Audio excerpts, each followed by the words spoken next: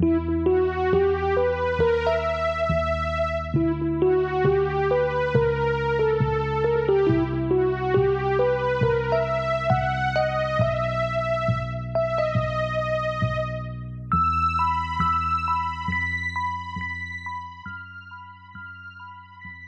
following is a fan-made chapter reading of the Pale web serial novel by J.C. McCrae. The original text can be found at palewebserial.wordpress.com. If you'd like to donate to the author, please go to patreon.com/wildbow. Thanks for listening.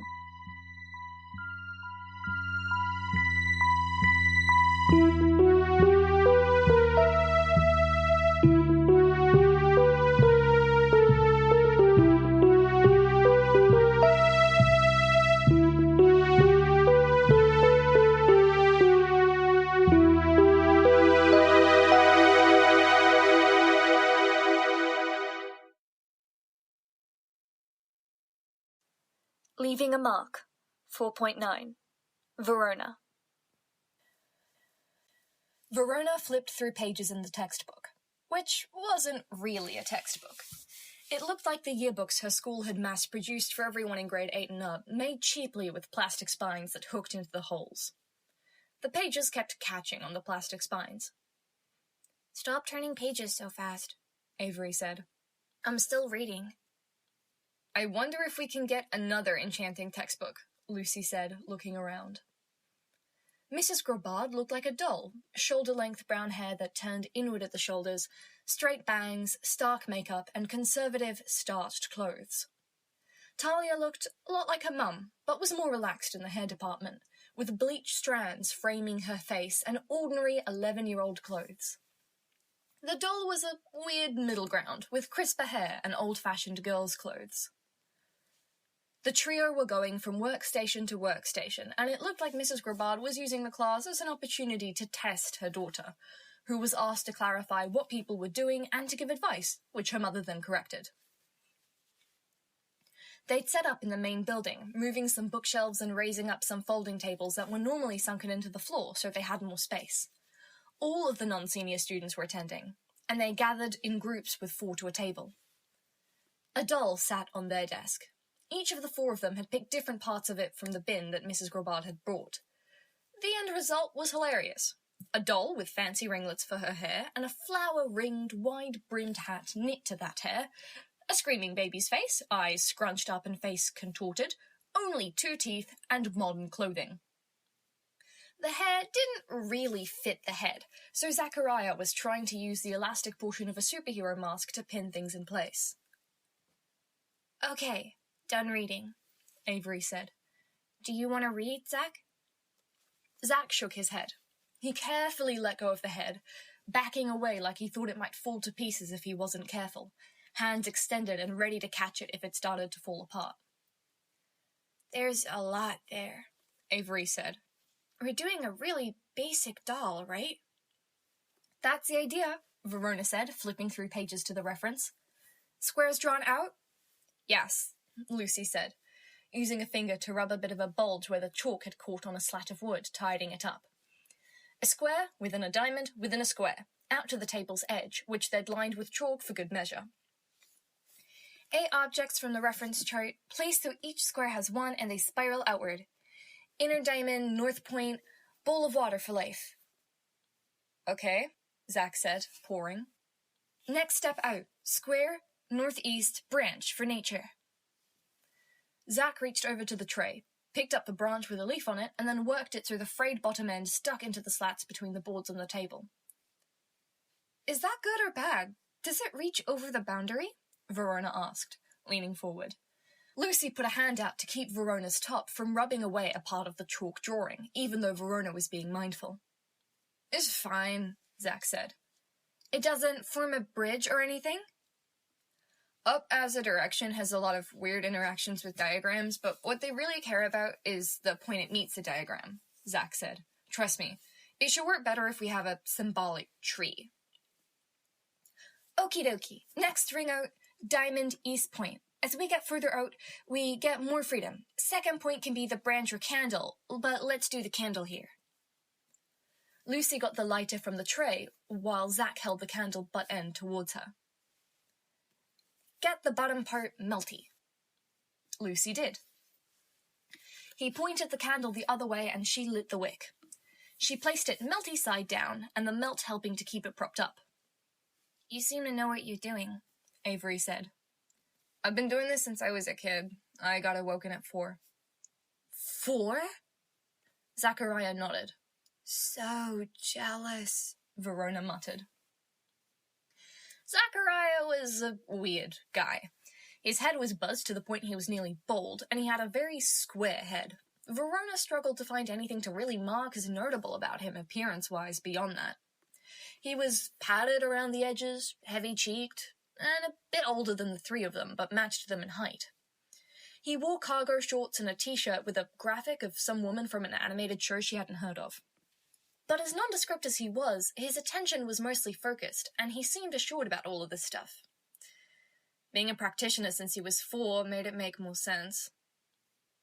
My family is nothing major, he said. We had to really stretch to even get me in, but my best friend's attending. He looked over at the other table. His friend was a really shaggy-haired kid with a bad complexion who had a bright smile that shone past the shag and skin. He had joined a group with 3 girls around their age, Fiona, Melody, and Raquel. Zack frowned at his friend, who was too preoccupied with his groupmates to notice. Zack was at a table with 3 girls, but he seemed more miffed at his buddy abandoning him than he was at having his own share of female company. Verona rolled her eyes, flipping through the book, and asked absently, You're a totemist? Fancy way of saying shaman, which can be fancy. Sal's family does it fancy, not for my family, but I've got good fundamentals. Hopefully you can branch out after some classes here, Avery said. Do something fancier if you want. We'll see. Next part of the diagram, we get more into purpose, Verona noted. Do we want it to have a heart, apparent feelings? Could do a flower. That would be disconcerting, Avery said. And maybe unethical? Disconcerting, at least, Lucy said.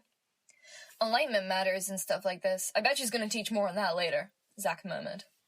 Alignment? Like? Verona asked. Like, straight, sets, arrangements of stuff, how you balance your diagram's props. Like not having too much on one side? Verona asked. And not having, branch, flower, leaf as 3 things in a row, unless you're having another streak of related items elsewhere to balance it out. Gives you combo points, Avery asked, looking over Verona's shoulder at the chart. Sure. It's fine if we break that combo with the candle between the branch and flower, Zack said. They don't want to do the flower, though. Gear? Verona suggested. Makes me think of a robot. I wouldn't do that unless someone wanted to write out instructions in advance. One task? Oh, Avery stood up straighter. I can do that. Sure, the other items should complement the task then. Feather, Avery said. It isn't unbalanced, Verona noted. Hammered a feather? Or do you run into the opposite problem? I think, so long as we get it to move for a bit, we'll be fine for the rest of class, Zack said. Should be fine. Lucy plucked the feather from the tray of the random stuff they'd grabbed and stuck it into the slats, like the branch was. Maybe lay it flat, unless you want it to write, point touching a flat surface, Zack asked. This is also arbitrary, Lucy complained. It kind of is, Zack said. Just roll with it. Verona read the words that Avery was writing down around the table perimeter. Comb? Yeah, Avery said. And something beast. Bone? Verona asked. Dogs chew bones, right? Too deathy, Zack said. I'll go check at the front, Lucy said, though I'm not sure I get this. We're placing things on a spiral, starting with the basic signposts for life and vitality, then working our way out to function. Avery kept writing. Verona paged through the book, checking stuff, and Avery wrote. So, what does a totemist do? Verona asked. Mostly we stick to Eastern traditions, Zack said. But people get the wrong ideas when we talk about statues. You think of statues walking around when really we're making big, visible signposts for the spirits to follow. Put the right statue in front of a house and raise the prosperity of the house.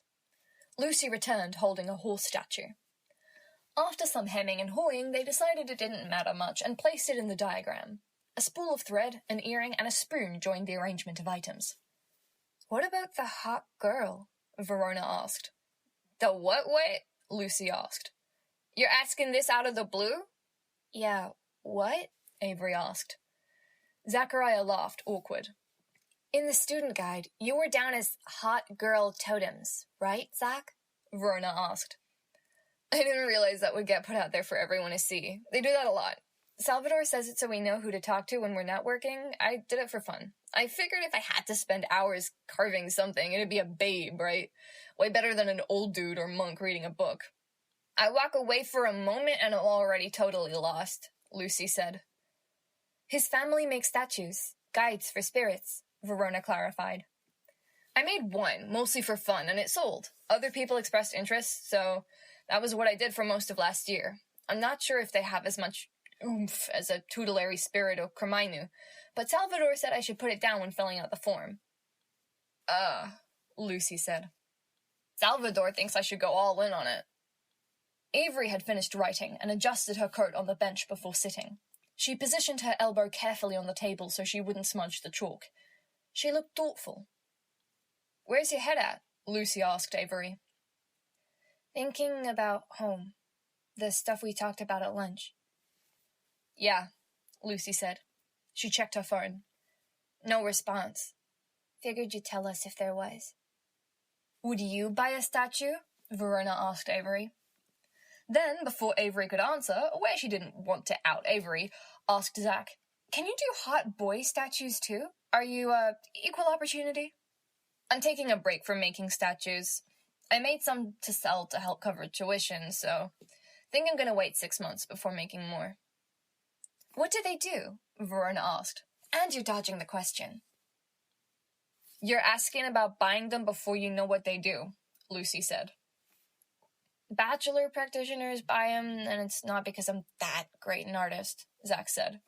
"They might make it easier to find a date that's willing to come to your place, I guess." He looked increasingly awkward as he got into it. "Might make it hard to get a long-term girlfriend," Lucy observed. "Giant. Are they wood? Naked?" "I give them clothes, technically. And I do both stone and wood." "Would you do a guy?" Verona asked. "Skimpy loincloth?" I don't know, he said. "Can we drop it?" "Dropped," Lucy said. "If you can't talk about it, you probably shouldn't go all in like Salvador wants," Avery commented. "All I'm gonna say." "Yeah," Zachariah replied. Mrs. Grabad was taking her time getting around to them. It looked like she was stuck with a spoiled brat who Verona judged was about the same age as the three of them, but acted younger. "That would be Fernanda," Zach said. "My mom and her mom were kind of conspiring to have me and Fernanda spend time together a bit ago. Our families are more or less the same level, or were. Not a lot of power, no big library, not a lot of contacts, none of that." Fernanda had her hair in a ponytail. She wore a top that left her shoulders bare, with little flappy short sleeves that extended to the arms, and skinny jeans. Whatever makeup she'd put on had a tiny bit of glitter to it from how the light caught on her shoulder. "She's pretty," Verona observed. "Not that that's supposed to matter, but knowing nothing else, if they're going to try to get you to be boyfriend and girlfriend, it's better than the alternative." "She is, and it's more likely they were feeling things out before starting to talk arranged marriage," Zachariah said. "All of this practitioner stuff is stuck centuries in the past," Lucy muttered. "It really is," Zach said. "You're new to it, but try living it, and going back and forth from regular high school to your dad telling your kid's sister that he's not sure if he wants a family to break tradition and bring the family's women into the practice." Lucy made a face. "Yeah," Zach said. "Exactly." "Doesn't sound like it went anywhere," Avery said. "The marriage?" "It didn't. Her brother got a bump in status, and her family stopped talking to our family. The talks about the two of us stopped being as frequent, then stopped all the way." Fernanda, hands on her non-existent hips, tone stern, was talking to Mrs. Grabard like she was a servant. If my family is paying tuition, then I expect better than you telling me to figure it out myself. Stop standing there and be an actual teacher. I'm a volunteer, not a teacher, Mrs. Grabard said. I'm paying the school, and the school is paying you. And you give us this booklet that probably took less than $1 to make, and you won't even give me 5 minutes of your time. My family is going to talk to Alexander about this. I'm sure I've given you more than 5 minutes at this point. That's gainsaying, right? Lucy murmured. When you call someone out on a misstatement? Yeah, Zach answered, just as quiet. It'd be more effective if she'd been more direct about it. Like saying, I've given you 5 minutes of my time already, Verona said. Being talked down to by someone like that could distort your perception of time, Lucy said. 30 seconds feeling like hours or something like that makes you unsure if it's really been 5 minutes if you don't have a watch on hand. And someone like Fern there would flip if you checked the time partway through her diatribe. Can testify that you're right on all fronts, Zach said. Also, don't call her Fern in earshot, unless you want to be on the busy end of that. I think I could take it, Lucy said. I don't think Mrs. Grabard can. Talia's her oldest, right? Avery asked. She's maybe never had to really deal with a teenager in full teen mode. Thinking of your big sister? Lucy asked. Rowan, too. He had his moments. No! Fernanda had raised her voice and gotten multiple heads to turn by doing so. I want you to come over here and show us. Thank you. I think you dodged a bullet, Zach, Avery said. I'm not 100% sure the bullet's dodged, he replied. Depends on how well her big brother does. If he elevates their family, I might be in the clear. Is this going to take a while? Verona asked. There's only one part left, right? They looked over things, passing around the book, and checked the diagram and objects. Verona used her sight to make sure the objects weren't affected by something or tricky in any way. No cursed combs or anything. Do we just, try it? Avery suggested. I'm figuring there's a minimal chance of an evil murder doll, Verona decided. She bent down and looked at the doll. We picked a good face for it, if we're going to have to deal with it going all murdery, though. We power it up, let the diagram work? Zach asked. We only need as much power as we need for a basic rune, Verona said. So why don't we... Here, take my hand. Zach did. She took Avery's hand, then jerked her head at Lucy. Forming a ring? No. Touch your hands to the table. Now. They did, forming something of a four-pointed star around the table, or they almost did. Zach pulled his hand back. We're powering it with ourselves? Everyone let go of each other's hands. The power we carry, yeah, Verona said. It says we only need as much as an elementary rune to get it started, and we can cut it off at any time, and we're splitting it up 4 ways. That's not nothing. That's okay, Verona said. Do you two want to do it then? Without Zach? If he's chickening out, then I'm not sure I want to do this, Lucy said. I've spent too much of myself before, and it leaves you feeling like garbage, and we have stuff to focus on tonight. I'm not chickening out, Zach protested. Maybe a bad word choice, sorry, Lucy said. My point stands. Does it? Verona asked. I'm okay to do it, Zach decided. Are you sure? Lucy asked. It's fine. She's right. It's not too much power. Avery gathered up Snowdrop, who was bundled up in her coat, and carried her over to a short bookshelf, placing her on top. She returned to the table.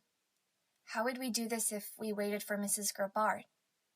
I think she's given out vials of blood and the stuff to clean it up, Lucy observed. I kinda don't want to mop up blood and clean a bloody doll, Avery said.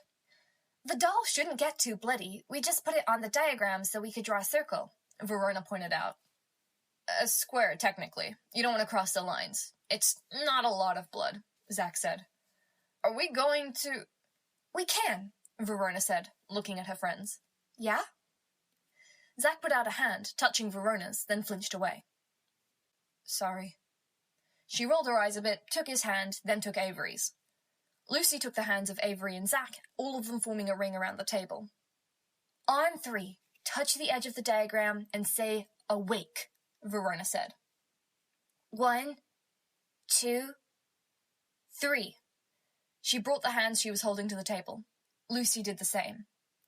Awake. She realized, as she said the word, that Mrs. Grabbard had bailed on the conversation with Fernanda and was speed-walking their way, picking up speed as she realized what they were doing. It felt a bit like being punched, or huffing out a breath, or jumping into cold water, mingled together and not altogether unpleasant. A big whoof sensation, washing over and through her. The diagram twisted up, spiraling, and drew up into the doll, dragging the objects together until they formed a tidy circle. The doll cocked its head to one side, then fell over. "Careful, careful!" Mrs. Grabbard said. Zack sat down on the edge of the bench, hard, with an inarticulate "Pooh," and Lucy had to catch him before he fell from the bench to the floor. The doll clumsily got to its feet, looking around. It looked at its hands. "Are you okay?" Mrs. Grabbard asked. "I'm fine. She checked her friends. "I think we're fine." "Zachariah isn't," Lucy said. Mrs. Grabbard drew chalk from her pocket and struck a line across the table between Zachariah and the doll. The doll crumpled. Zachariah didn't perceptibly change. "What did that do?" Verona asked. "Breaking the connection so the drain doesn't continue," Mrs. Grabbard said. She struck 4 more lines. "You're fine?" Verona nodded. An awful lot of people were looking. 2 of the girls that were a couple years older were dumping blood on their doll. They and their group mates touched the table to give it that extra boost. Their doll awoke. No issues there. "What happened?" Verona asked. "It's a lot to take directly from your personal wells of power," Mrs. Grabbard said. "The booklet said it was the same as an elementary rune. Is that different from a beginner rune?" Yes, but not in a way that matters for this. Elementary runes are the most basic practices in the most basic script, triangles and such." Avery said. She walked around the table. Quietly, she said, I don't want to brag or make a big deal of it, but we do those all the time." "Some can. Many can't." "Will he be okay?" Avery asked. "Zachariah, perhaps you should lie down." He nodded, sitting on the bench. "I told them I was good to try it. Not their fault." Their tutor nodded. "I suspect it's fine. I just don't want you to suffer. Be sure you eat well, sleep well, do something you enjoy tonight, okay? Shore up yourself. Don't do anything that draws too many spirits into or through you." Zack nodded. Lucy touched Verona's arm, doing the same with Avery. Verona looked at her friend, then at the room. People were watching, studying them.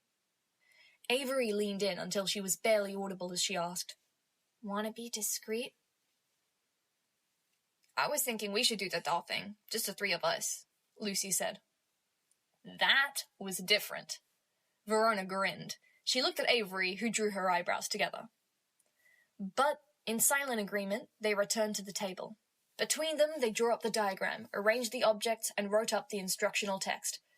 They had to fix up the doll's hair and hat a bit, from where it had fallen over, and then they had to get in position. The table was broad enough that to do the configuration with 3 of them, they had to press up against the table's edge and lean forward a bit. Mrs. Grabbard watched, and as Fernanda approached, held up her finger, telling the girl to wait. She probably enjoyed doing that a ton, Verona guessed. "We good like this?" Lucy asked. "If you're sure you have the power." "Awake," Verona said, in coordination with Lucy and Avery. Again, that whew, maybe twice as strong, which was odd. The doll stirred, then stood. It swayed on its first few steps, then found its stride. "The doll is a hallow, a home for the immaterial forces of our world. Because the hallow is dressed up as a person, it is inclined to pick up sentiments and forces with strong links to humankind," Mrs. Grabbard told them. Mostly a rehash of what they'd said earlier, but saying it like this left less room for Fernanda to butt in. The diagram enforces strong emphasis on structure and qualities, and the items signpost the tropes we want to follow and obey. Avery went to the bookcase and picked up her jacket. She moved it to the table, then folded back the material. Snowdrop writhed, trying to bury her face in the dark folds.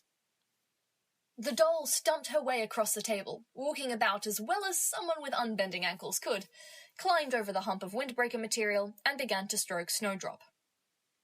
Snowdrop made noises of protest, pushing back with one paw, but as the strokes continued, she surrendered, offering up her stomach for doll pats. "Good," Mrs. Grabard said. "Passing grade?" Verona asked, bouncing once on the spot. "We don't grade, but if we did, yes. Well executed." "Ma'am," Zack said, "the Teds." Their teacher turned, noting the doll at one of the other tables that had been drenched in blood. The doll, dressed in gothic clothes, pried up the knife that had been stabbed into the table as one of the key items and held it with both hands, breaking out into laughter.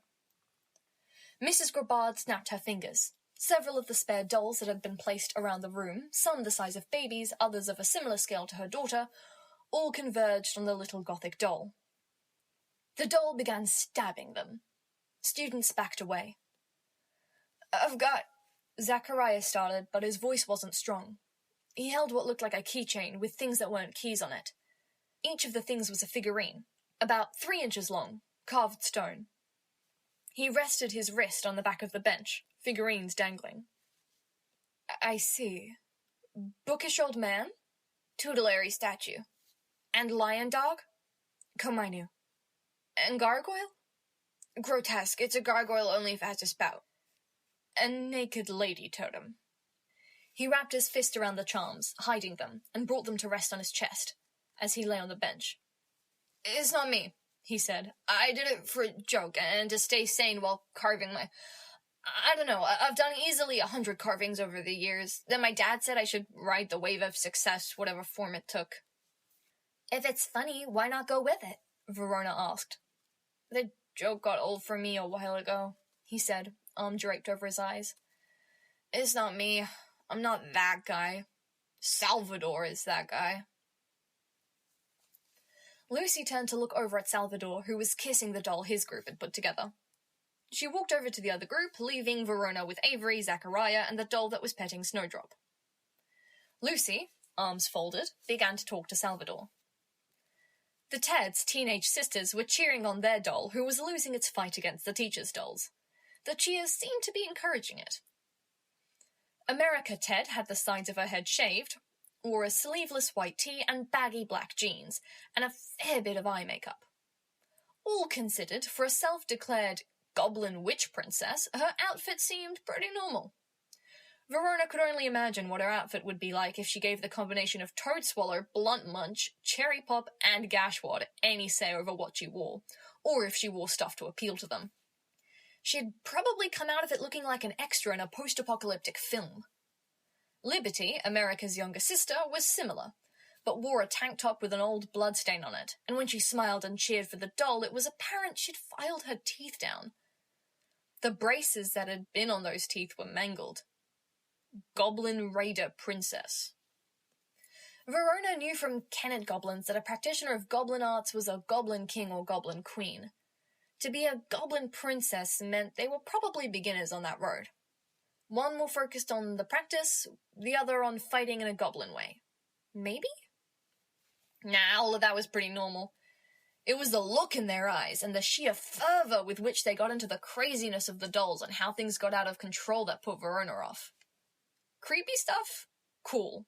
Scary? She could get into scary. Weird stuff? Awesome. Darkness? Darkness felt comfortable. And she was pretty sure she had a leg up on the edgy kids who usually said that, with how much she'd been able to put that into practice. She could literally see in the dark. The Teds made her feel like she'd felt in John's house, with Lucy at gunpoint. It felt like things when the hungry choir stuff had gone crazy, and Bree, who she hadn't known was Bree, was screaming and crying, convinced she was going to die. It felt like she was in the same room as her dad, while he was melting down in the worst way. She wondered if part of that was some effect they wore. Like they'd earned their stripes, and now they had a bad vibe that most people could feel, intimidating others. She had zero idea if that was true, and her sight couldn't see anything on them, aside from more bloodstains. But imagining it was true helped her to deal with it. Even if she was only imagining it, it really helped to have an explanation or escape route as a release valve for that stuff. Lucy returned, hurrying. "Crap, I think I might actually hate this place," Lucy said. Salvador's group had brought his doll to life. It stood up in the circle. Cracked and hairy, foot-long spider legs had sprouted from the cracks. The doll's body dangled, suspended by the legs around it, its head bowed and its arms reaching out blindly. Lucy walked around their table to the further side from the spider doll. She sat on a bench and put her hand out to Snowdrop. "I think Mrs. Grabar doesn't have great control over the class, and that's making everything worse," Avery said. "Would we be out of line going to talk to someone? Like Mr. Belanger?" "I think this might be him," Lucy murmured. "Same way it was us earlier." Strife? Grabar had been talking to Bristow and was on his side. Was Alexander subtly discouraging her from being a teacher? The older Ted sister said something Verona couldn't hear, and touched finger to lips and moved it away like she was blowing a kiss. But her expression twisted, and it was her middle finger. The gothic doll the Teds and their groupmate had made vomited onto a doll that was trying to grab it. It seemed to break the connection between the doll and its power supply because the doll collapsed. Maybe not so subtle. America Ted casually spat out a bit of something green, chewing what she didn't spit out. "Hey," Salvador said as he walked over. "You're missing the show." "Wait myself out," Zachariah said. "If you're done your project for the day, you want to come hang out?" Zachariah sat up. Salvador gave him a hand. "Thanks for helping out, Zach," Avery said. "Sorry we knocked you out." He offered a one-note laugh by way of response. "Cool learning about some of that stuff," Verona said. "I'm glad," he said. "Group up again sometime?" "Maybe if the situation comes up," Lucy said. Then he was gone, off to hang with his bud. "What did you say to Salvador?" Verona asked. "Reminded him he had a friend over here. A best friend should be looking after his bud." Verona smiled. "Guys are dumb about that stuff sometimes," Avery said. "I see it a lot with Rowan and Declan." "That's an unfair set of examples, though," Lucy said. "Sheridan doesn't really have friends, so you can't use her as a measuring stick." Maybe," Avery said. Girls in Salvador and Zachariah's group shrieked as their doll walked on spider legs towards them, reaching. "Do you want to go?" Lucy asked. "I think this class might be pretty much over." "There's other stuff to handle," Verona said. "Exactly," Lucy said. "Want me to grab Snowdrop?" "Sure," Avery said. "Grab my notebook and stuff?" Verona beat Avery to it, sticking out her tongue. Off to the side, the Ted's doll seemed to run out of steam. It didn't look like it was cut off from its power supply, so much as it was getting more and more tired and slower. It was pinned down by others until it sagged, fell over, and belched out another bucketful of green slime, covering its front and face. "Mrs. Grabard!" Fernanda raised her voice.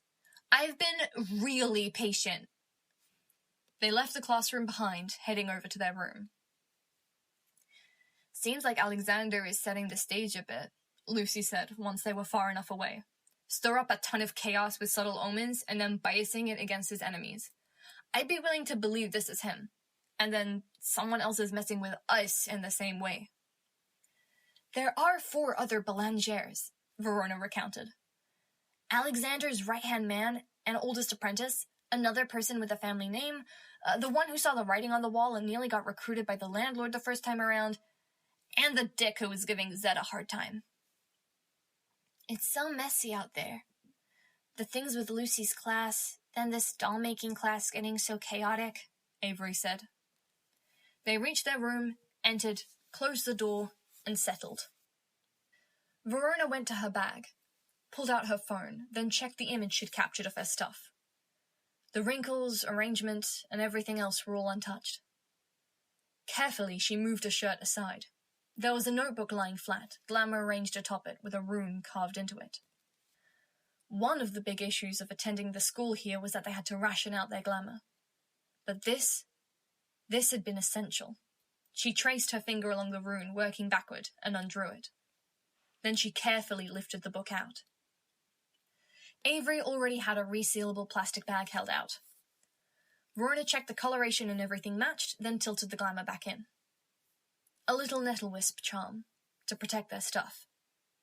She moved her clothes and got to the files and notebooks she'd had at the bottom of her bag. "We need a better way of securing stuff," Lucy said. She plugged her phone into charge.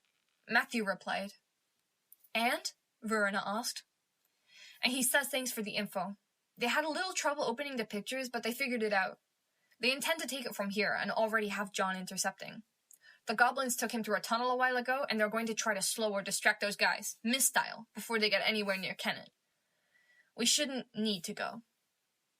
Older people and technology. Verona lifted her bag down to the floor, then slumped onto the bed. Snowdrop, on the other bed, turned human, lounging. The doll crawled toward her, picking up Avery's brush, and began combing Snowdrop's hair.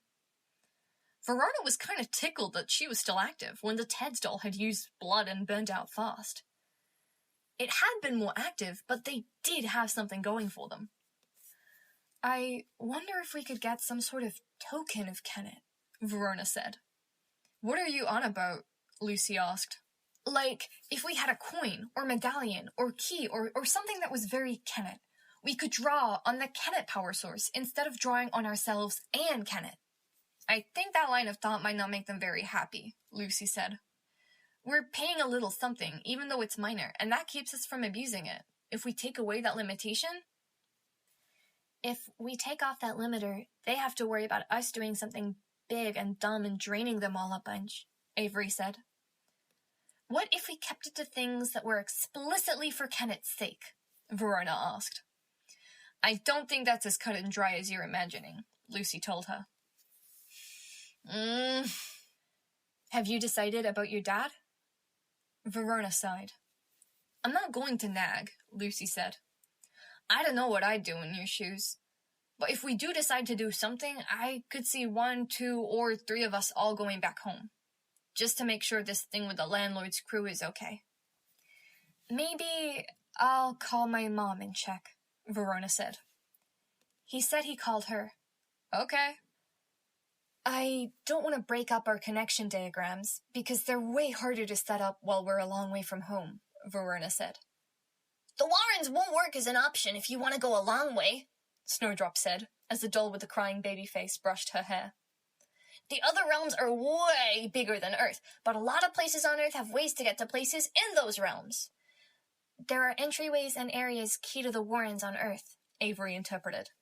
"Doors could be 100 steps apart in our world, but if you travel in the Warrens, because that space is smaller, it might only be 25.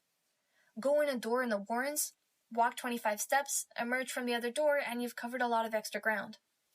"That's not what I said," Snowdrop huffed. Lucy, sitting on the other bed, hugged Snowdrop. The doll floundered for a bit, trying to find a way to brush Snowdrop's hair with Lucy in the way.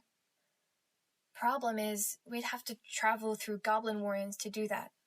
And they're dangerous." "Safe as anything," Snowdrop said. "No bumpkins, grumpkins, face eaters, skin flayers, freaky reality show contestants, bumps, lumps, warts, snots, creeps, or anything else that would want to hurt you in there."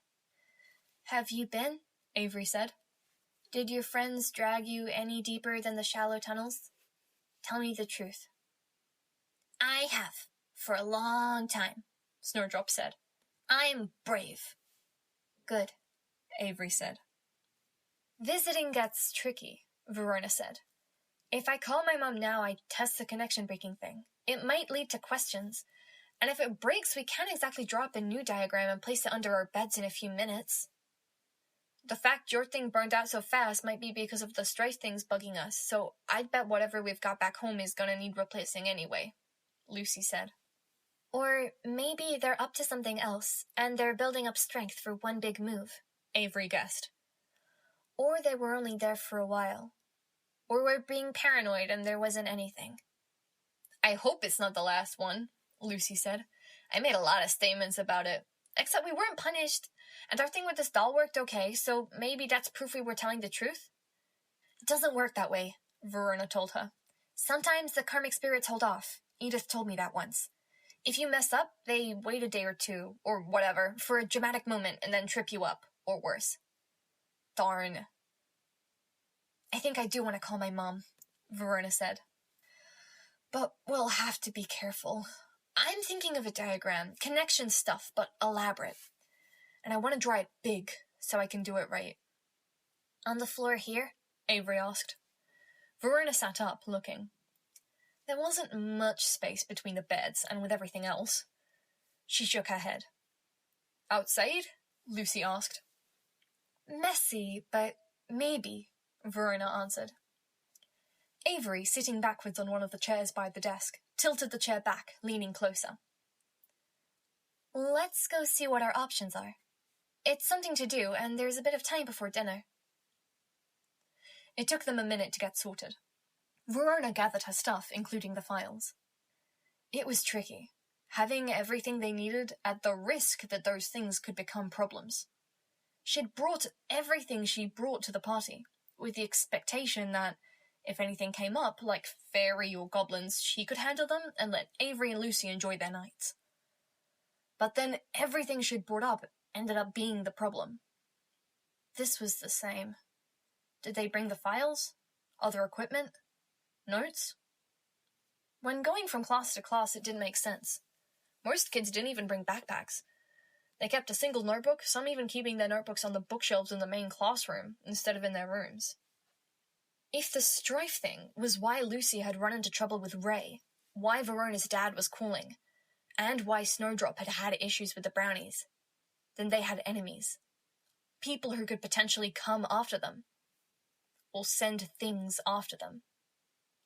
They headed out, more geared up than they'd been for class, and Avery, first out the door, nearly bumped into a serving cart. Snowdrop in human form pushed past her, Ugly Doll following. The cart had what looked like a bonky donk on a plate, and a 1-liter carton of chocolate milk. We didn't order this, Avery said. I don't want it, Snowdrop said. Not hungry, not thirsty, it looks awful. Hold up, Avery said, keeping Snowdrop from approaching it. She lifted it up from the middle section of the serving cart at the top. Is this a peace offering? Nuh-uh, Snowdrop said. Or a trap, Lucy said. Avery held up the carton of chocolate milk, and her eyes changed as she searched it. She held it out for Lucy, who gave it a once-over. Then for Verona. Verona blinked, let the sight take over, and viewed the bottle. No longer waxy cardboard or whatever it was milk carton was made out of, but something like thin, foggy glass. A tiny, skinless baby cow was crammed inside, almost drowning in its fluids. Looks fine to me, she said. Same, Lucy echoed. Avery gave it to Snowdrop, then took the disc-shaped bonky-donk from the plate, breaking it in half. When Lucy elbowed her, she broke one of the halves up again, to Snowdrop's muffled, mid-chug protest. Want some? She asked Verona. Verona shook her head. She wasn't into sweet stuff, and the food was a chocolatey sponge cake with a sharp raspberry cream in the center. They circled around, avoiding the main classroom and front doors, using the side door instead. There was an area to the back, off to the side of the stage of the main classroom, but there were a good 10 windows around the back of the classroom that would have a clear view of them. They headed around front. The workshop classrooms varied, apparently, in how insulated they were. It was sunny and warm out, and the classroom closest to them had all the doors open to let air flow through. On the back stairs, Eloise sat with Euless. With was a bit of an understatement, considering she had her legs draped over his lap and was curled around him. Euless was smiling. Verona thought it seemed nice. Not the long-term relationship thing, and definitely not the early marriage. But having someone close by, like that. A lot of the time, she didn't know what to do with her hands or whatever, and it'd be so neat to have a boy to unashamedly touch and talk about whatever with. Less, she wasn't sure how to articulate it, but it felt like she was missing out somehow. And the 115 reasons why she wasn't ready to get herself a Jeremy or a Euless became like a pressure on her. That she was out, trying to find a way to navigate her dad's situation, without actually having to confront her dad, who was somehow right in the middle of all that. It made her head feel noisy, trying to organize the thoughts and feelings. She felt a jab in her stomach, like she'd eaten something off, when she hadn't even touched the bonky-donk, and her gut was letting her know with pain first. She sighed. "Hey," Lucy murmured, before throwing an arm around Verona's shoulders. "We'll work it out." Verona's head bunked against Lucy's shoulder. "Hey," Avery called out. "Sorry to interrupt. Can we ask a question?" "We're being goofy," Eloise said. "You're being goofy," Ulysses told her. "I came out to enjoy a bit of fresh air." "You were trying to bite my earlobe a few minutes ago," Eloise told him. "That's goofy." "What's your question?" Ulysses asked. "We wanted to do a diagram, but the main classroom's in use. There are spare workshops," Eloise told them. "One was used for an enchanting class this morning. There's a sheet to request the space if you want to use it. Students share sometimes." "Any rules or anything we should know about?" Lucy asked. "Can't hurt to have a senior student with if you didn't get permission straight from a teacher," Eloise said. She leaned back, almost lying down on the top stairs, her head sticking into the classroom. "Zed, your trio is here." "You didn't have to bother him," Avery said. Zed emerged from the classroom, wiping at his hands with a cloth. Bree was behind him. "They want to use a workshop." He jerked his thumb over his shoulder. "We really don't want to bother." "I don't mind the break. I work better if I do a lot of different things over the day instead of sticking with one project, I think," Zed said. He flashed them a smile. "What sort of thing are you doing?" "A connection-guarded phone call," Verona said, her head still tilted, resting against Lucy's shoulder. "I can help," Eloise said. She disentangled herself from Ulysses and stood. "And you should get back to helping." Ulysses stood, stretching, and then caught her in his arms. He playfully snapped his teeth for her ear. "I'll catch up," Eloise called out. Zed led them away from the scene. Verona looked back at the scene. The very, very pretty Ulysses with his arms wrapped around his fiancée. Face against the side of her head, the two of them off balance but not quite falling over. The noise in Verona's head was becoming dull and omnipresent, like the beginnings of a headache. She so wasn't looking forward to this. The day had been so neat to start with. Why did this thing have to be hanging over her? Was her dad really hurt? Sick? Was it a car accident? They entered the workshop. It looked like some students had done some diagram work since the morning class and hadn't cleared up. Zed sloshed water from a bucket onto the floor, then used a giant squeegee mop to wipe the chalk away. "Thank you," Avery said. With the ambient temperature, the floor dried quickly. Zed put the bucket into the sink in the corner and began to fill it up again. Verona pulled her bag off, then got her notebook out. She sketched out the basic idea of what she wanted to do. Eloise appeared, approached, and investigated. "So cute," the blonde said. Her centipede crawled across her shoulder and peered down. "Cute?" Lucy asked. "It works, but it's as if you were building a dress out of sticks and stones. Here, for this, instead of drawing a straight line connecting this to this, do a really tall S shape." "Why?" Verona asked. "I don't know, it's what I was taught and it works better." "They really didn't drill you on those fundamentals, huh?" Verona asked. Lucy elbowed her. "She's helping. Let her help." Instead of the Saturn sign for time, there are ways you can be more precise with cards to signify relationships. Okay, well, do you have cards? Verona asked. Not with me, and I'd need books, which I don't have here. So, Saturn sign then. If you want to do it in an inferior way.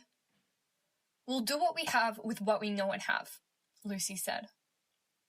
Giant connection sign with a specific set of conditioned symbols for a time window, location, and set of relationships.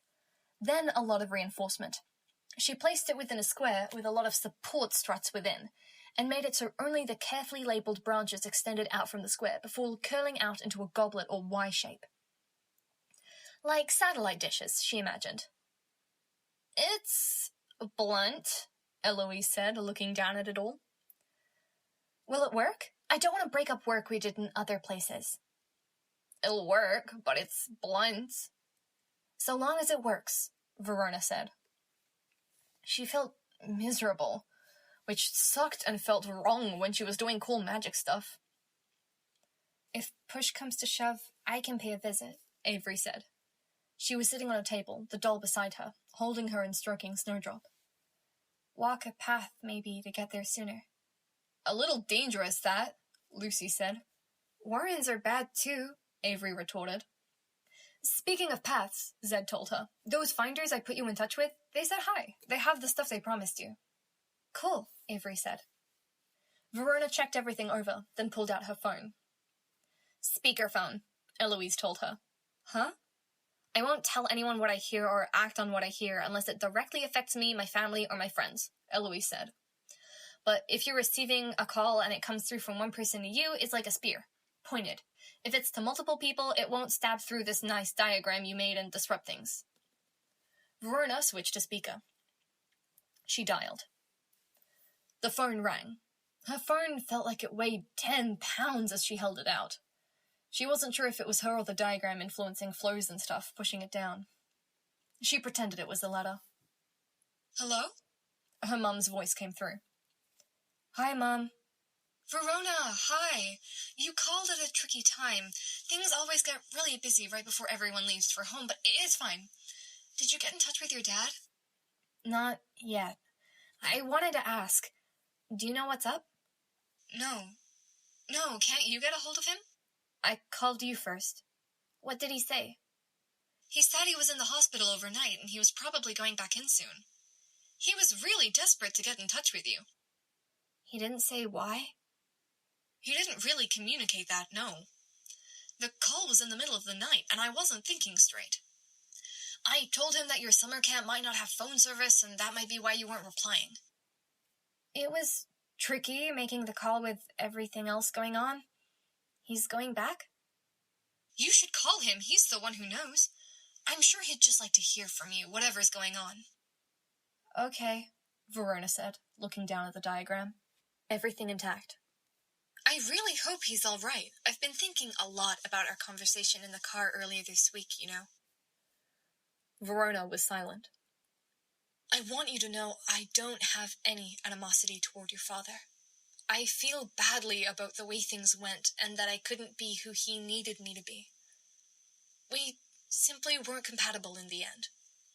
If you need to talk to me about whatever it is that's going on, the history between your father and I doesn't mean you can't. Sorry, you're on speakerphone. There's some people around. It's part of how this setup works, sorry. Oh, her mother said. Of course, sorry. Listen, why don't you call your dad and get the story from him? Then if you need to call me, you can call back in, let's say at least an hour and a half. I should be home from work by then, and I'll be able to give you my undivided attention. Message received, Verona said. She hung up, then realized she probably should have said goodbye. She looked around, aware again that she was standing in the middle of a large diagram. The lights of the room were off, because the light shining in through the windows, the open front door, and the open back door were mostly bright enough, and the lights being on meant it was hotter. Lucy stood off to the side, her phone out. Avery sat on the table with the doll, a sympathetic look on her face.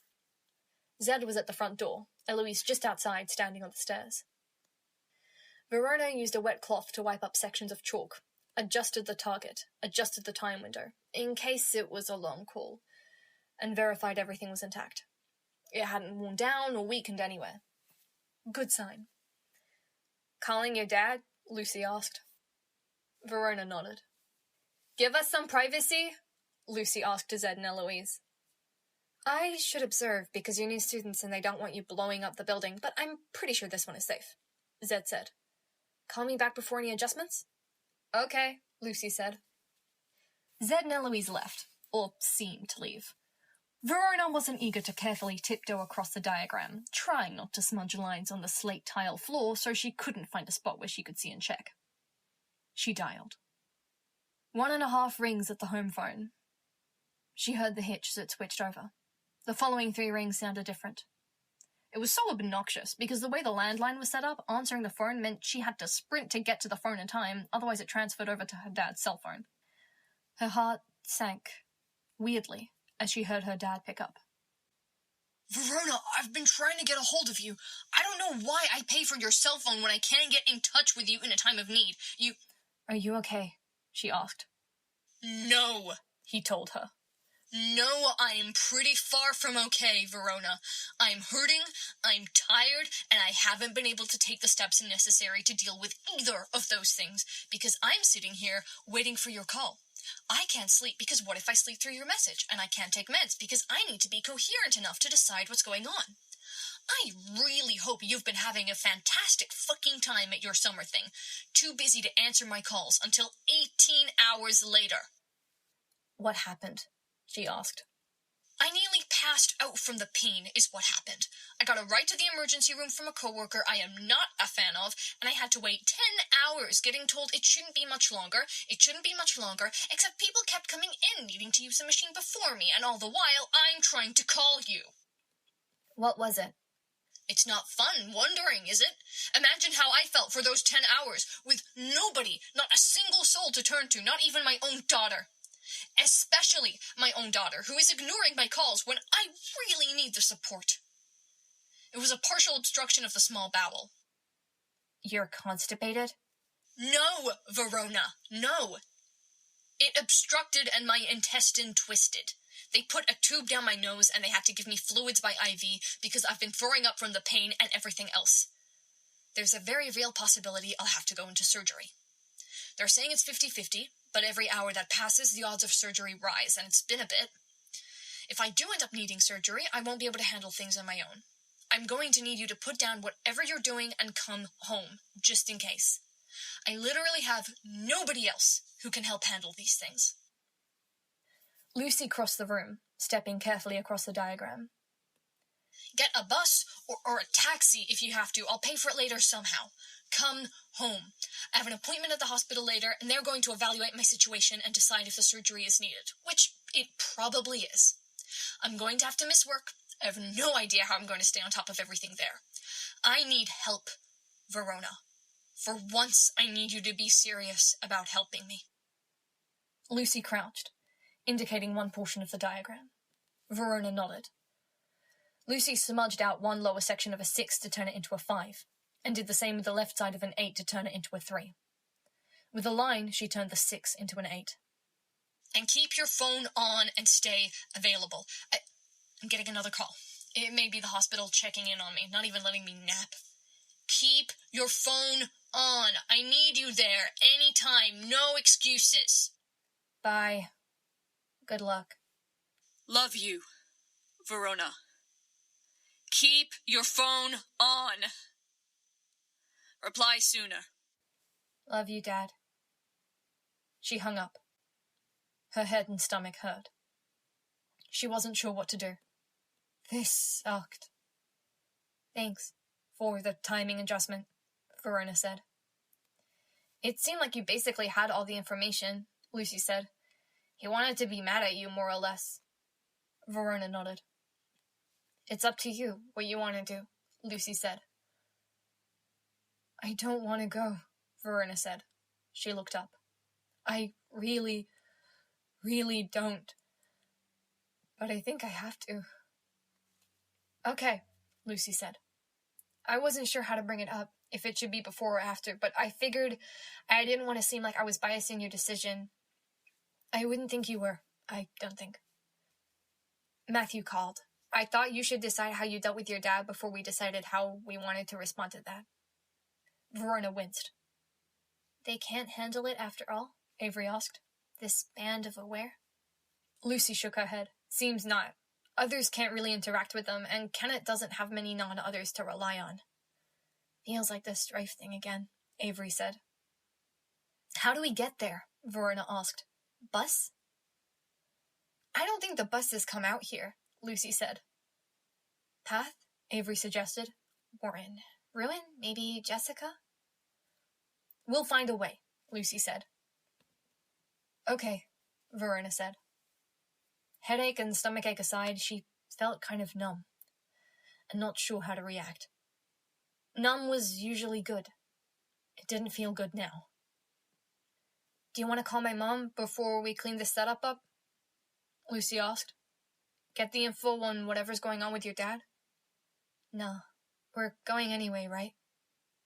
Right, okay, Lucy said. Are you okay? Avery asked. How do you feel? What are you thinking? That this sucks. Fair, Avery said, quiet. Do you need anything? Food, something to drink? A hug?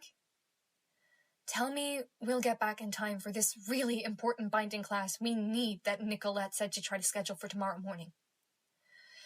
Verona said, and I think I could deal with a lot. Tall order, Lucy murmured. She smiled. I offer you anything and you ask for your magic class. Let's try, Avery said, hopping up, grabbing the bucket. Let me, Verona cut in. I want to. She threw the bucket. With a drenching of water, she choked out most of that chalk that spelled out the deliberate, careful connection back to home. Time, place, lines, and boundaries dissolved into chaos. It helped a bit with the stomachache, doing something that deliberate and dramatic. But this whole thing was still going to be one heck of a headache.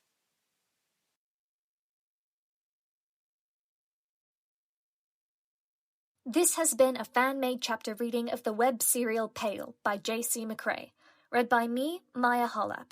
The original text can be found at palewebserial.wordpress.com. If you'd like to donate to the author, please go to patreon.com/wildbow.